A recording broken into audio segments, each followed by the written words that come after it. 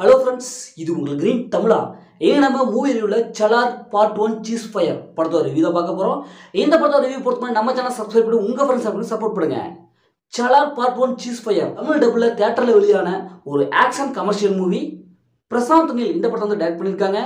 பிரபாஸ், பிருத்விராஜ், ஸ்ருதிஹாசன், பாபி சிம்ஹா மற்றும் பல அந்த படத்தை நடிச்சிருக்காங்க. இந்த படத்துடைய கதை என்னன்னா, படத்துடைய ஹீரோ அவங்களுடைய ஃப்ரெண்டு இவங்க ரெண்டு பேரும் சின்ன வயசுலேருந்து சைல்ட்ஹுட் ஃப்ரெண்டாக இருப்பாங்க. ரொம்ப சூப்பராக அவங்களோட லைஃப் போயிட்டு இருக்கும். திடீர்னு பார்த்தா ஏதாவது ஒரு பிரச்சனையில இவங்க வந்து பிரிஞ்சிருப்பாங்க. ஹீரோடைய ஃப்ரெண்டு ஒரு ராஜ பரம்பரை சேர்ந்தவராக இருப்பார். அவருக்கு முடிசூடுற டைம் ஆயிரும். அவரை சுற்றி ஏகப்பட்ட பிரச்சனைலாம் இருக்கும். உடனே இதை வந்து அவரால் சமாளிக்க முடியாது. உடனே தன்னுடைய ஃப்ரெண்டை கூப்பிடுவார். இப்போ ஹீரோ வந்து எப்படி தன்னுடைய ஃப்ரெண்டுக்கு ஹெல்ப் பண்ணுறாரு, அவரை சூழ்ந்திருக்கிற பிரச்சனையை எப்படி ஃபேஸ் பண்ணுறாரு, இறுதியில் அந்த பிரச்சனையெல்லாம் அப்படியே தும்சம் பண்ணி தன்னுடைய ஃப்ரெண்டை முடிசூட வச்சாரா இல்லையா அப்படிங்கிறதான் இந்த படத்துடைய ஒன்லைன். இந்த படத்துடைய பாசிட்டிவ் பார்த்துடலாம். படத்துடைய பாசிட்டிவ்னாவே ஹீரோ பிரபாஸோடைய ஆக்டிங் தான். ஏன்னா அவருடைய கேரக்டர் செம்மையாக வந்திருக்கு. சும்மா ஃபைட் சீக்வன்ஸாக தரமாக பொழந்து எடுக்கிறாரு. அந்தளவுக்கு தரமான ஒரு ஃபைட் சீக்வன்ஸை கொடுத்துருக்காரு. பாகுபலிக்கு அப்புறம் ஒரு பெயர் சொல்கிற படம் என்னன்னா இதுதாங்க. ஏன்னா அந்தளவுக்கு இவருடைய கேரக்டர் செம்மையாக வந்திருக்கு. ஏன்னா படம் ஃபுல்லாகவும் சும்மா அடித்து தும்சம் சேராடு. ஸ்டைலிஷ் ஆகட்டும், மாஸ் ஆகட்டும், இப்படி எல்லாத்துலேயுமே வந்து மனசு அப்படி பின்னி பெடல் எடுக்கிறாரு.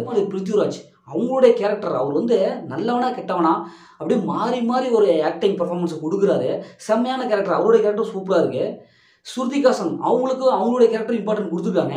இப்படி படத்தில் இருக்கிற எல்லாருமே சின்ன கேரக்டர் முதற்கொண்டு செம்மையான ஒரு இம்பார்ட்டன்ட் கொடுத்தபடியே வந்திருக்கு. படத்தில் குறிப்பாக சொல்லணும்னா விஎஃப்எக்ஸ் ஒர்க் தாங்க. இது என்னடா அது இப்படி பண்ணியிருக்காங்களே, உண்மையிலேயே அதெல்லாம் நடந்ததா அப்படிங்கிற அளவுக்கு கொஞ்சம் கூட பிசுறு தட்டாமல் பக்கமான ஒரு விஎஃப்எக்ஸை கொடுத்துருக்காங்க. ரவீன் கபூர் அவங்களுடைய பியூஜியம் மியூசிக் எப்பா சொல்லவே தேவையில்லை.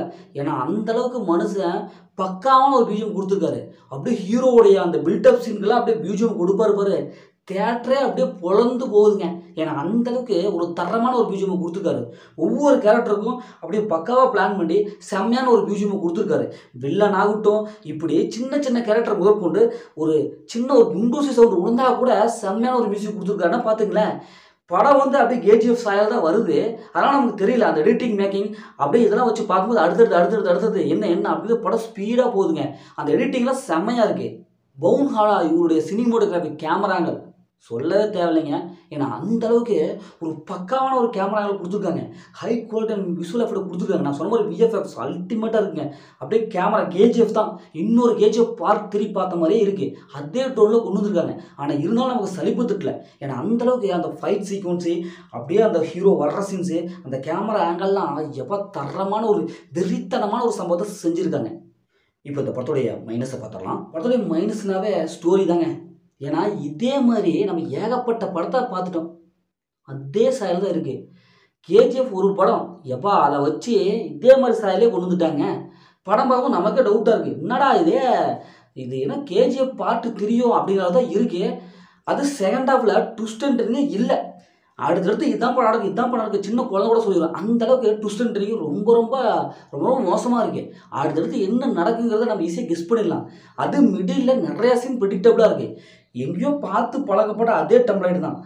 மற்றபடி படம் ஸ்பீடாக இருக்குது. ஆனால் கதை ஒன்றுமே இல்லையா. அதே மாதிரி அடுத்தது என்ன நடக்கும் அப்படிங்கிறது ஈஸியாக நம்ம சொல்லிடலாமே. அதோட லாஜிக் சுத்தமாக இல்லை. அப்படியே சீன்ஸ்லாம் நிறையா வருதுங்க. அதை பண்ணுறாரு இதை பண்ணுறாரு, என்னடா அது நிஜத்தில் இப்படிலாம் பண்ண முடியுமா அப்படிங்கிறது தான் இருக்குது. படத்துடைய லென்த்து எப்பா என்னடா வெப் சீரிஸ் மாதிரி எடுத்து வச்சுக்கிறீங்க அந்தளவுக்கு தான் இருக்குது. ஏன்னா செகண்ட் ஹாஃப்லாம் கிளைமேக்ஸ் எப்படா வரும்ன்ட்டு சும்மா போகுது ரயில் தண்டவாளமாக போயிட்டே இருக்குது. 2.5 மணி நேரத்துக்கு மேலே படம் ஓடுது. அதை கொஞ்சம் ஷார்ட் அண்ட் ஸ்வீட்டாக முடிச்சுருந்தாங்கன்னா படம் வந்து இன்னும் ஹிட் அடிச்சிருக்கும்.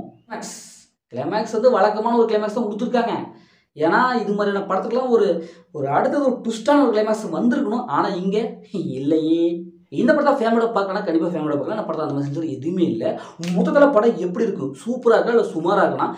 இந்த படம் என்னை பொறுத்தளவுக்கு அந்த ஓகே தான். ஆனால் பட் செகண்ட் ஹாஃபில் கொஞ்சம் சொதப்பிட்டாங்க. முதல்ல இந்த படம் வந்து தியேட்டரில் போய் பார்த்தா செம்மையான ஒரு சூப்பரான ஒரு படம். ஓகே, இதே மாதிரி அடுத்த ஒரு மூவி சந்திப்போம். உடம்பு உங்கள் கவி பாரதி.